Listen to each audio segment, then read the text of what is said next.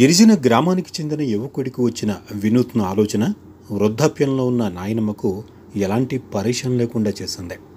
పార్వతీపురం మన్యం జిల్లా గుమ్మలక్ష్మీపురం మండలంలోని ఏజెన్సీలో ఉన్న దిగువ చోరుపల్లి గ్రామానికి చెందిన మండంగి చిన్నమ్మి వృద్ధాప్యం కారణంగా సరిగా నడవలేకపోయేది.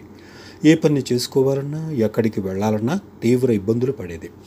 ఈ సమస్యను గుర్తించిన తన మనవడు మండంగి శివ వినూత్నంగా ఆలోచన చేశాడు.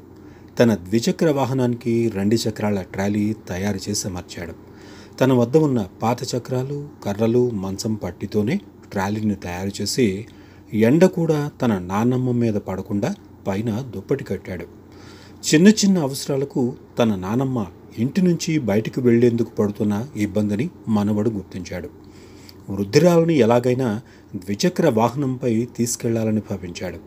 కానీ ఆమె కాళ్ళు సరిగా లేకపోవడంతో వాహనంపై సక్రమంగా కూర్చోలేక అవస్థలు పడేది. ఈ సమస్యను పరిష్కరించేందుకు వినూత్నంగా ఆలోచన చేశాడు.